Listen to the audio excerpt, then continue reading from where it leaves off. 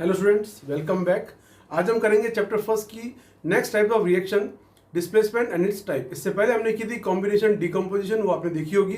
आज हम बात करते हैं डिस्प्लेसमेंट और डबल डिस्प्लेसमेंट। तो सबसे पहले डिस्प्लेसमेंट वर्ड क्यों है, क्या है डिस्प्लेसमेंट वर्ड? किसी चीज को डिस्प्लेस कर देना ही, कोई चीज डिस्प्लेस हो जाती है, उसके लिए वर्ड आता है डिस्प्लेसमेंट। फॉर एग्जाम्पल, मेरे पास एक कंपाउंड है कोई भी, साथ के अंदर जोड़ रहा हूं मैं एक्स और वाई, और अगर इफ कंडीशन दे रहा हूं इस x ने इस a को हटा दिया यहां से, या फिर इस a ने इस x को हटा दिया, ये बात हो सकती है। लेकिन अगर ये इसको a को यहां से हटाएगा x को, तो ये बनेगा ay और ये बेचारा x अलग हो जाएगा। तो हम कह सकते हैं कि इस a ने डिस्प्लेस कर दिया है x को। अब अगर डिस्प्लेस कर दिया तो कोई वजह होनी चाहिए ना। वजह है, क्या वजह है? a is more reactive. जो मोर रिएक्टिव एलिमेंट है वो ऑलवेज लेस रिएक्टिव एलिमेंट को डिस्प्लेस करेंगे।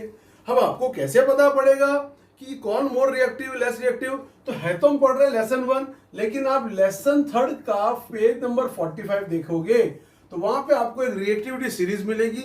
उसके अंदर आपको पता पड़ जाएगा कौन सा एलिमेंट ज्यादा रिएक्टिव है और कौन सा एलिमेंट कम रिएक्टिव है। देख लेते हैं उस रिएक्टिविटी सीरीज को पास में एक बार लिख के, कि पता पड़ जाए कौन कौन से उसके अंदर है। सबसे ऊपर आता है पोटेशियम, फिर आता है सोडियम। दुनिया में सबसे ज्यादा रिएक्टिव अगर कोई है तो वो पोटेशियम है, उसके बाद सोडियम है। सबसे ज्यादा रिएक्शन इनकी होती है, किसी डिस्प्लेस नहीं होते हैं। फिर कैल्शियम है, मैग्नीशियम है, एल्युमिनियम है। एक रेंज चलेगी इसकी।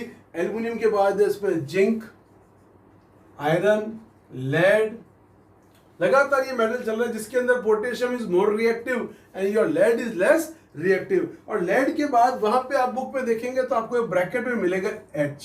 ये H ब्रैकेट में इसलिए ये रेफरेंस पॉइंट है क्योंकि यहां से आपकी रिड्यूसिंग और ऑक्सीडाइजिंग, जो हम एक टॉपिक आगे करेंगे उससे फर्क आता है कौन रिड्यूसिंग एजेंट है कौन ऑक्सीडाइजिंग एजेंट है। तो ये एक रेफरेंस पॉइंट है। इसके ऊपर वाले अलग नेचर के, इसके नीचे वाले जो है बहुत ज्यादा लेस रिएक्टिव होंगे क्योंकि हाइड्रोजन से भी कमजोर है। वो आपके हैं कॉपर, सिल्वर, आपका ये गोल्ड, आपका ये मरकरी, ये जितने भी हैं ये सारे के सारे। इसके अंदर भी एक सेकेंड, सिल्वर पहले आएगा, गोल्ड तो नोबल मेटल में आता है, ये तो किसी रिएक्ट करता ही नहीं है, इसीलिए सोनी चीजें खराब होती ही नहीं है, प्रीशियस है। खैर, अब मैं इसमें कोई चीज चूज करूंगा। फॉर एग्जाम्पल, मैंने लिया एक कंपाउंड जिसका नाम है कॉपर सल्फेट। इसका कलर होता है बेटा ब्लू। इसके साथ मैं ले रहा हूं यहां पे आयरन। तो कॉपर कहां पे है? नीचे। तो ये आपका है मोर रिएक्टिव और ये आपका है लेस रिएक्टिव। तो ये इसको डिस्प्लेस करेगा, डिस्प्लेस करती है बनेगा FeSO4 plus copper. Pure copper जो होता है वो ब्राउन कलर का होता है और ये होगा आपका बिल्कुल फेड ग्रीन, बहुत लाइट ग्रीन। तो यहां पे क्वेश्चन बन जाता है, a blue colour compound covered into fade, a blue colour compound covered into brown. तो आपको ध्यान होना चाहिए कि कॉपर सल्फेट जो ब्लू था उसके अंदर आयरन की एक हमने नेल ले ली, इसको हम कह सकते हैं नेल आयरन की। उसको डिप करने से उस सॉल्यूशन का कलर चेंज हो गया। This is called displacement. ये इसने यहाँ पे क्या कर दिया है? डिस्प्लेसमेंट। लेकिन यहाँ पे केवल एक ही चीज डिस्प्लेस हुई है, तो ये कहलाता है सिंगल डिस्प्लेसमेंट। इसका मतलब डबल डिस्प्लेसमेंट भी होता होगा, बिल्कुल होता है, उसको भी देख लेते हैं। ठीक, लेकिन एक एग्जांपल और आपको करा रहा हूं। अगर ऐसी रिएक्शन हो जिसमें लिखा हुआ हो NaCl प्लस इसमें से मैंने ले लिया मान लो आयरन। अब आप कहोगे सर इसको हम डिस्प्लेस कर देते हैं और बना देते हैं FeCl। सॉरी, ये हो नहीं सकता। क्यों? क्योंकि ये है लेस रिएक्टिव और ये जो सोडियम है इसका, ये है मोर रिएक्टिव। तो लेस रिएक्टिव वाला कभी मोर रिएक्टिव डिस्प्लेस नहीं करता। वहां पे आपको आंसर लिखना पड़ेगा नो रिएक्शन। अगर वो कहता है व्हाट इज द रीजन, तो आपको कहना पड़ेगा iron is less reactive than sodium. Her reaction जरूरी कि आप सिंगल डिस्प्लेसमेंट कर दो उसको, इसको डिस्प्लेस, जी नहीं। ये आपको याद होनी चाहिए पूरी की पूरी, ये आपको पता होनी चाहिए कि ये इसका रेफरेंस पॉइंट है। इसके ऊपर वाले जो मोर रिएक्टिव, उसमें भी सबसे ज्यादा ये रिएक्टिव मोर। इसका कोई गाना बना लो, जैसे मैं बोलता हूँ कहना का अलमग अल, फिर भी क्यों रखूं सिल्वर गोल्ड। मैं कुछ भी बना लेता हूँ, आपको जो अच्छा लगे आप बना लीजिए, उससे क्या याद हो जाएगी। और जब वो याद हो जाएगी, अगर कोई ऐसी बोर्ड में रिएक्शन आएगी तो आप उसको देख लोगे कि यार ये होती है या नहीं होती है। खैर, अब हम बात करते हैं डबल डिस्प्लेसमेंट की। डबल डिस्प्लेसमेंट क्या है उसको देख लेते हैं एक बार। डबल डिस्प्लेसमेंट बहुत सरल है। पहले एक एग्जांपल लेते हैं ABCD वाला, सिंपल। हमारे पास एक कंपाउंड है AB, एक कंपाउंड है XY। अगर ये इसको डिस्प्लेस कर रहा है या ये इसको डिस्प्लेस, कुछ भी, तो एक के साथ Y आ जाएगा, A के साथ Y, और X के साथ आ जाएगा B। ये ध्यान रखना, गलत मत देखना, क्योंकि ये प्लस ये माइनस, ये प्लस ये माइनस, तो ये प्लस ये माइनस, ये प्लस ये माइनस। यूनिक आप BX बना दो या YA बना दो, उल्टे एग्जाम्पल नहीं बनाने हैं, हमेशा कैटायन एनायन का ध्यान रखना है। तो यहाँ आप देखो ये दोनों के दोनों डिस्प्लेस हो गए, इसलिए इसको हम बोलते हैं डबल डिस्प्लेसमेंट।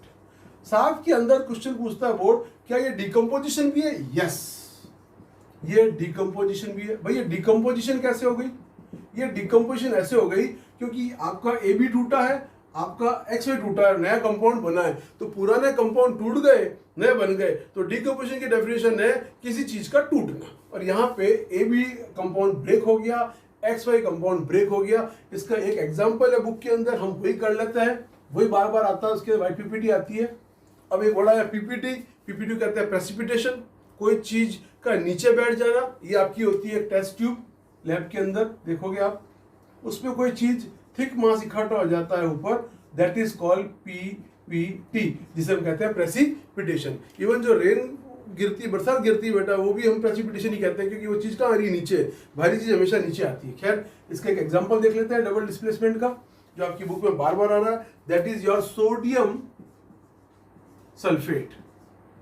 ये जो कंपाउंड है that is your sodium sulphate, उसकी ट्रीटमेंट हो रही है बेरियम क्लोराइड से।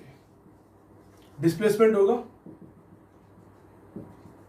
सोडियम NaCl के साथ आएगा, Na कितने हैं? 2, Cl भी 2 है, तो सोडियम का फॉर्मूला।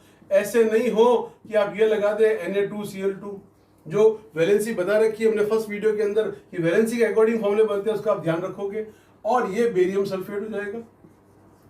इसका ध्यान रखना बेटा, बेरियम की वैलेंसी होती है 2 चार्ज प्लस, सल्फेट की वैलेंसी होती है 2 चार्ज माइनस, इसलिए ये बन रहा है बेरियम सल्फेट। लेकिन ये जो बेरियम सल्फेट बन रहा है, इसका कलर हो रहा है व्हाइट, और ये PPT है। मतलब अगर कोई टेस्ट ट्यूब है, उसमें अगर बेरियम सल्फेट है, तो ये नीचे यहाँ पे थिक पाउडर ग्रुप में जमा होगा। ऊपर जो डॉट डॉट लाइंस बना रहा हूं, ये आपकी एक्वस NaCl है, और नीचे जो है that is your barium sulphate. तो नीचे जो आ गया दैट इज कॉल्ड PPT। तो ये थे आपकी डिस्प्लेसमेंट, डबल डिस्प्लेसमेंट। इसमें सबसे इंपॉर्टेंट है सिंगल डिस्प्लेसमेंट, और उसके लिए इंपॉर्टेंट है रिएक्टिविटी सीरीज, जो आपको जो ने भी लिखी थी वो पूरी याद होनी चाहिए। ऐसा नहीं हो कि आप गलत रिएक्शन को गलत तरह से डिस्प्लेस कर दें, लेस रिएक्टिव से आप मोर रिएक्टिव डिस्प्लेस कर दें। हमेशा more reactive displace bye less reactive. छोटी छोटी चीजों का ध्यान रखना पड़ेगा, क्योंकि छोटे छोटे क्वेश्चन आते हैं एग्जाम के अंदर, वन वर्ड के, उस पर ऐसी गलती हो जाती है। डेफिनेशन तो आएगी तो आप कर दो कि जब भी कोई सिंगल एटाइन या एनाइन या कैटाइन कोई भी डिस्प्लेस हो रहा है due to more reactive to less, लिख दोगे। डबल में लिख दोगे both side of cations are mutually displace. Definition is not कुछ भी नहीं है कि भाई कोई भी लिख सकता है, लेकिन है आप रिएक्शन पहचान सकते हो नहीं पहचान सकते हो, that is the most important thing. तो ये था आज का वीडियो के बारे में। नेक्स्ट वीडियो में बात करेंगे ऑक्सीडेशन की, रिडक्शन की, रेडॉक्स की, और एक टॉपिक लेंगे रेंसिडिटी। Bye, thank you.